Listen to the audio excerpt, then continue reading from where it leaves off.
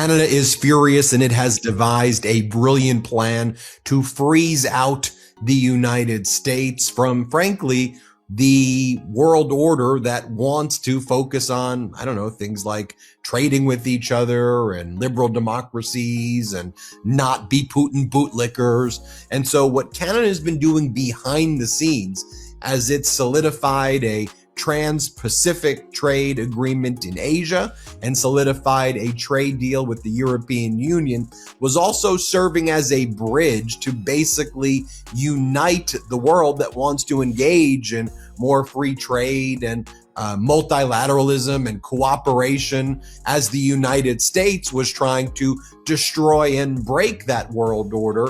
And Trump is really being outmaneuvered by Prime Minister Carney, and we're really starting to see the results of that unfold. I mean, the United States looked awfully lonely at that Munich conference. We saw countries and leaders feeling more confident in asserting themselves against the U.S., mocking the United States, standing up to the Trump regime's despicable policies. I mean, you had Rubio there talking about, there's this whole idea of a world order where we could have free trade and work with each other and multilateralism. What a laughing stock that was. That shouldn't be what we want to do. That euphoria of post-World War II, that should never have existed. What, with like the U.S. as one of the leaders? He's like, the 5,000 years of human history showed us that we can never have this. It was like the 5,000 human years of experience that led to World War II and almost total global annihilation maybe taught us some lessons that we should reflect on, not to rewind and move backwards, but to, perhaps move forward with new structures and new ways and new forms of cooperation. That's not to say they're all perfect, but to at least reflect on the past, not go back and jump right into it. So here's what we're learning.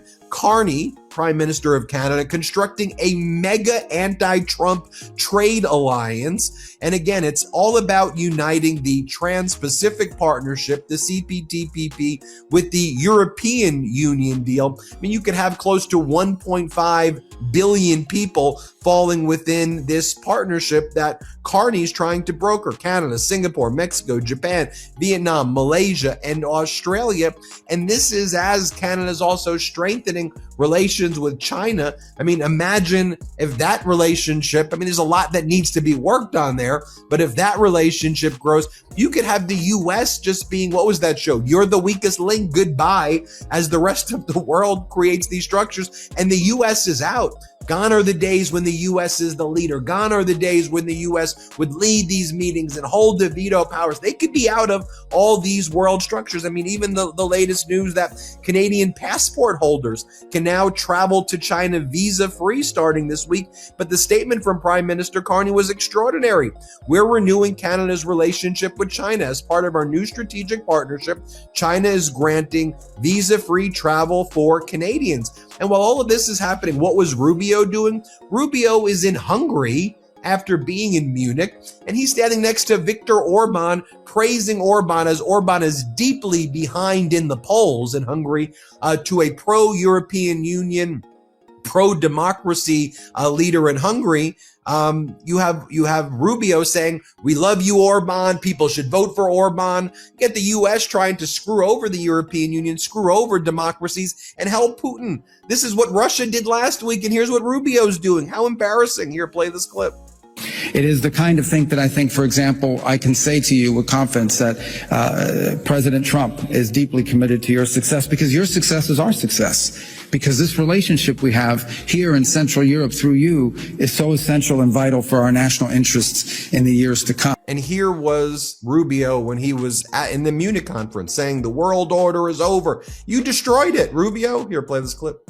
But the euphoria of this triumph led us to a dangerous delusion that we had entered, quote, the end of history, that every nation would now be a liberal democracy, that the ties formed by trade and by commerce alone would now replace nationhood, that the rules-based global order, an overused term, would now replace the national interest, and that we would now live in a world without borders where everyone became a citizen of the world.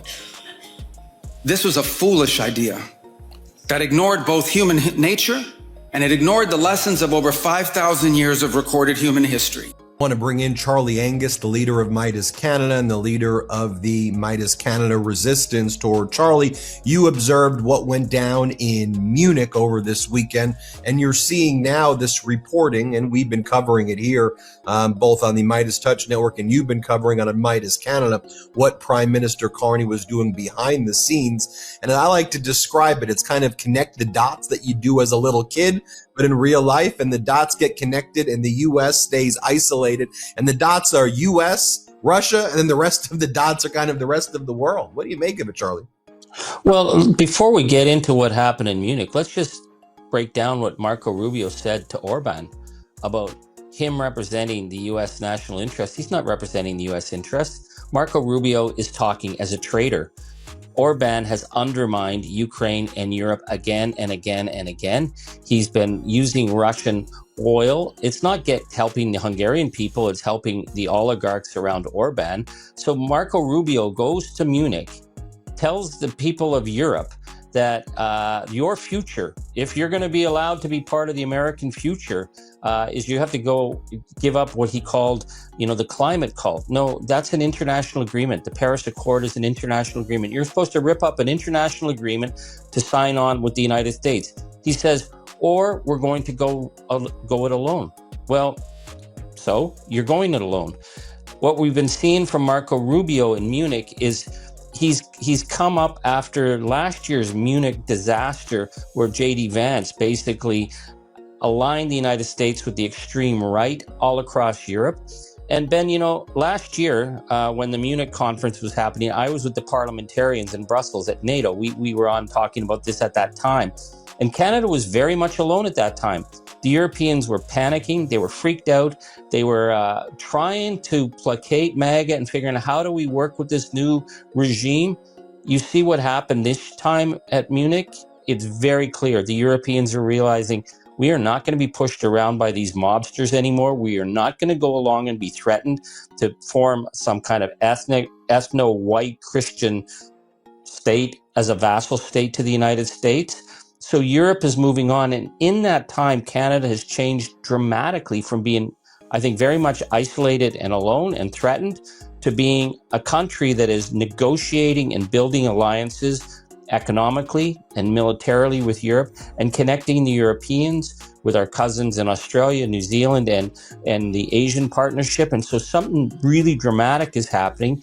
And it was happening as Marco Rubio was acting like the moron of the week, lecturing people like it was maybe he'd heard of too many Jordan Peterson podcasts, but a man who knows nothing about Europe, a man who knows nothing about history, lecturing the Europeans. The Europeans are like, okay, thanks. Yeah, we know. We're done with that. And, part of it is the recognition that we're done with that. Canada's we're done with that moment. What would you say, Charlie? Maybe like last February with the physical manifestation at the World Hockey Tournament with the booing of the national anthem. It felt at that point even like Canada was like, and I think it may have been a little earlier, but there was this moment, right? We're done with it. Trudeau resigns. Carney becomes the pick. Canada rallies. Polyev falls behind. And there's some spirit in the air that you and I were there for, and we were reporting on, frankly, right after Trump was elected. You saw it coming, and then Canada started looking a lot like Midas, like Midas Canada. But now we're seeing kind of Midas World almost develop, right? Yeah. I mean, you're seeing